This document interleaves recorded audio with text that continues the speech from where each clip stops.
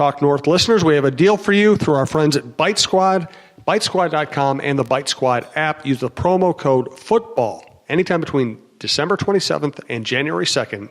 Use the promo code FOOTBALL, uppercase, to get $5 off your food order of $20 or more. That's $5 off orders of $20 or more. Go to bitesquad.com, the Bite Squad app.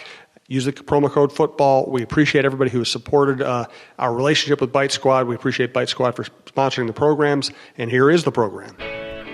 You're listening to Steven Strom on TalkNorth.com. It's nice to have you with us today on the TalkNorth.com podcast network. You're listening to the Strom Sports Show. Okay, everyone, breathe in, breathe out. I know today is going to be a stressful day. I'll start you off right. I'll be going solo. No guest on today, just me and you, talking Vikings, Bears, and all that, and we have plenty of time to get into that.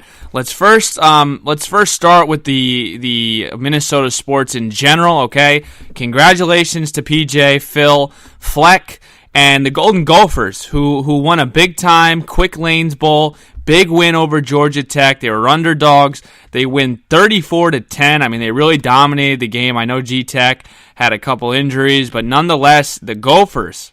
And I killed PJ Fleck. I really did in the middle of the season. When they lost to Illinois, I thought this guy was just a complete fraud. He really did. The last 4 games, I mean, you beat Purdue 41-10, and then you lose to a Northwestern team that's had one of the best years in their program. You lost to them 24-10, but then you go to Madison and beat Wisconsin 37-15. Then you have this. I mean, and I know when normal fans, right, when you hear what a win in the Quick Lanes Bowl, yeah, but it is for this program. It is for PJ Fleck because the Gophers haven't experienced something like this. So you do have to cherish it. Huge congratulations to PJ Fleck, 7-6 this year. It needs to be obviously a lot better next year. This is going to be a huge year for PJ Fleck. It's year 3, next year, so we'll see. He's going to have his guys in. I'm actually surprised after this bowl win that the AD didn't extend him to 2030 because that's what it kind of seems like. Every time he has a big win, he gets extended for another year. But nonetheless, huge congratulations to PJ Fleck. I thought it was a great game. Tanner Morgan, Ibrahim, the running back was tremendous. The defense has completely turned around. And, Fleck kind of looks like a genius now after firing that defensive coordinator for this new guy, and he's done a great job. So, Phil Fleck and the Gophers, congratulations. Okay, the Wild, they are in a free fall right now. I think this is what we all expected. I'll be completely honest with you. I mean, this is really what we all expected with the Wild. It's been the same story for 6 years now. Okay, great regular season team, but they're boring. I mean, they don't have a lot of flavor to them. They play this boring Mike Yo style. They changed it 2 years ago with Boudreaux when they finished second in the West, but it's the same players.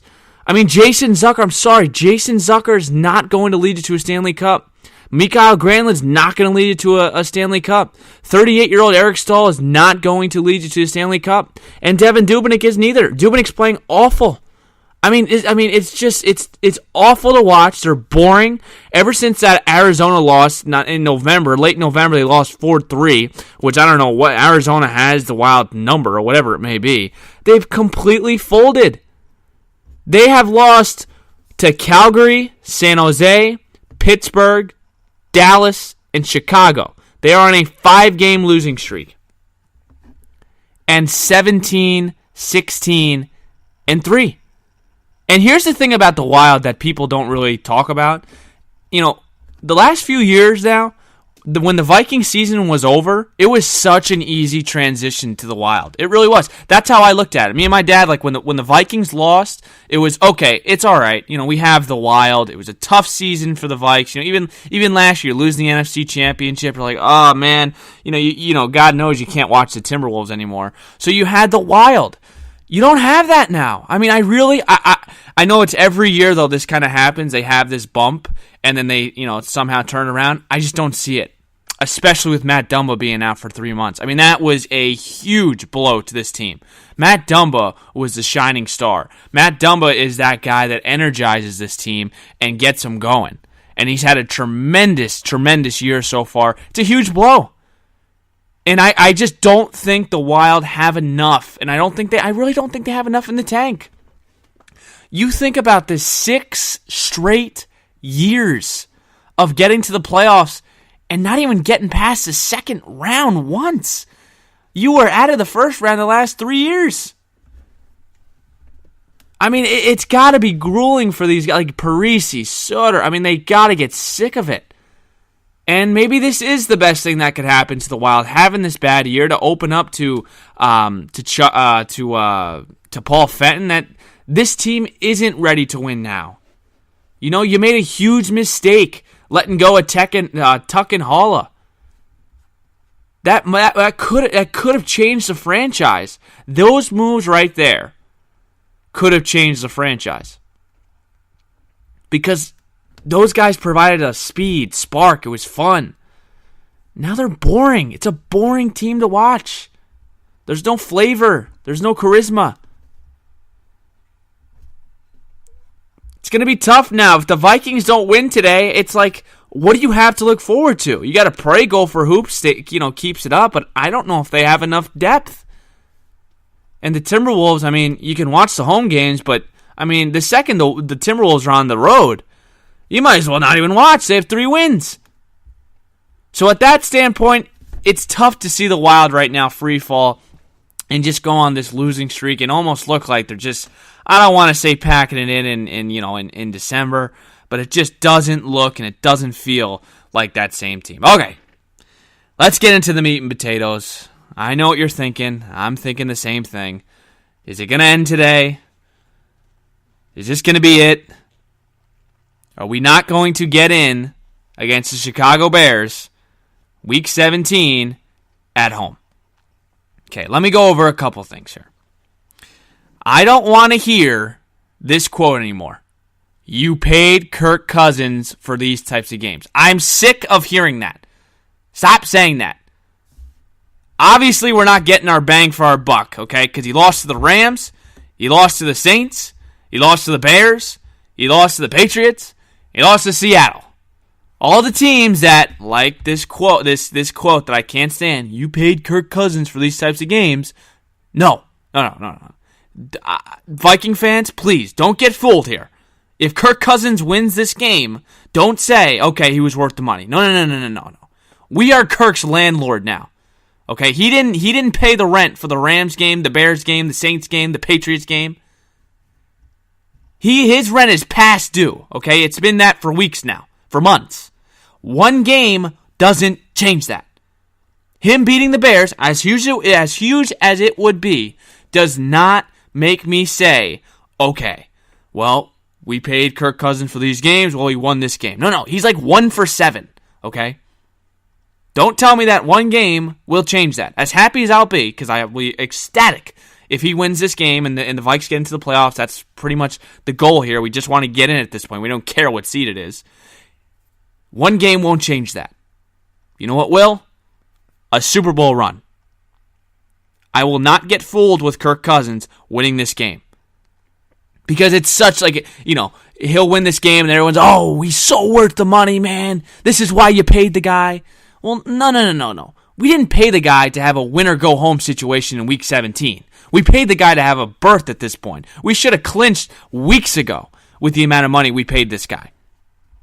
He needed to win 2 games out of the Rams, out of the Patriots, out of Seattle, out of the Saints, out of the Bears. He needed to win 2 of them, okay? Well, I'm not even asking for 3 or 4. If you would have won 2 of them, you're sitting at 10-4-1. And you're easily in the playoffs. Easily. You look back at this season, and if the Vikings don't get in, this is one of the most disappointing seasons in the franchise's history. When you talk about a standpoint from returning that defense to getting an Adam Thielen, Stephon Diggs a year later after their great years, a healthy Dalvin Cook, an upgrade at quarterback, this is a colossal disappointment.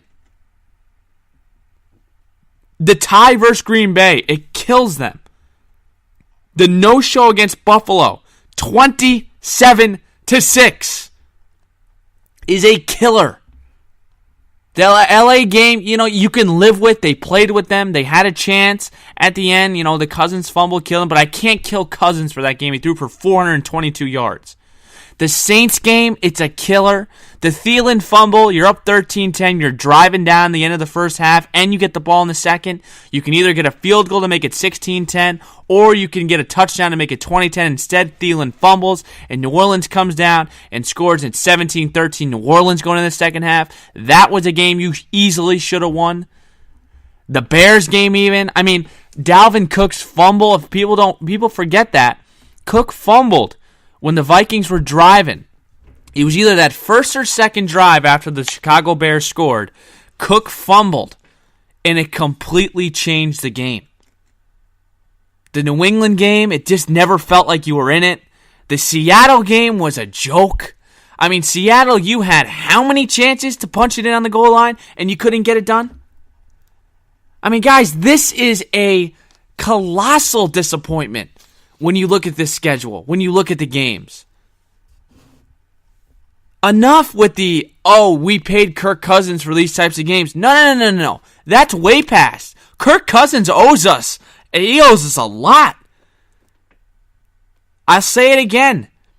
We paid this man to win the Rams, the Chicago Bears, the Patriots, the Seattle games. Those are the games you paid the guy to have. Not to have a Week 17 win or go home scenario. Philly's going to win, okay? Philly is going to beat the Redskins on Sunday. But are the Vikings going to beat the Bears at home? Because the Bears are playing. I mean, they've already said that in press conference. They're playing. They want to get that 2 seed. If the LA Rams lose and Chicago wins, they got a 2 seed. Let's look at the last game between these two. 25-20, Chicago won. Because I just want to compare with you how similar these numbers are. And they may be skewed because at the end, they were throwing, the Vikings were throwing the ball towards the end. And, you could say they were getting garbage yards. But Chicago had 24 first downs. The Vikings had 19. The Vikings were 5 for 12 on third downs. The Bears were 6 for 12. The Vikings were 1 for 1 on fourth downs. Chicago was 0 for 0. Here's where the killer is. And here's where I think the Vikings are going to have an edge. The rushing yards. You know how many rushing yards the Vikings had in this game? 22. The Bears had 148. That can't happen on Sunday. And I don't think it will. I think they figured something out. Cook's hot right now, but you cannot run the ball 22 for 22 yards because then you become one-dimensional, and then Khalil Mack can pin his ears back and start rushing Tommy Compton, who's can't even stand up straight when Khalil Mack's rushing him. The passing yards, 246 in favor of the Vikings to 160 of the Bears. Skewed because at the end of the game, Cousins had to throw the ball. 2 picks by Cousins, 2 picks by Trubisky. 5 penalties for the Bears, 4 penalties for the Vikings. 1 fumble loss for the Vikes, 1 fumble loss for the Bears. Very even. Very even. And some things you can't do at home is turn the ball over. I'm telling you, if Cousins keeps the ball clean and Cook doesn't fumble, the Bears are 100% beatable. 1,000% beatable. They can't play from behind. That's already, if you go up 7 to 10 to 14 points on Mitchell Trubisky, who you're not going to sell me on, I don't care what he does, you're not going to make him beat you. I'm sorry. Make his arm beat you. Because he can run. You got to give him credit. The guy can run. I mean, he's done it a lot of times so far this year, and he did it a lot against the Vikings, in that November 18th game. That Sunday night game, he killed him running the ball. That's where the Bears, that's where they want to play you. I mean, that's where, when you are down and you have to chase, and the Bears can play their defense and they can run the ball, it's a different game. Trubisky ran for 43 yards against the Vikings. That can't happen. Like I said, there's a lot of guys that are playing better than they were when the Vikings played the Bears. Cook's playing a lot better. Barr's playing a lot better. Barr's going to have a lot of responsibility in this game to kind of spy against Trubisky so he doesn't run. But if you're Zimmer, you tell these guys, you got to get a lead. You have to get up 7, 10 points, something like that. Make the Bears adapt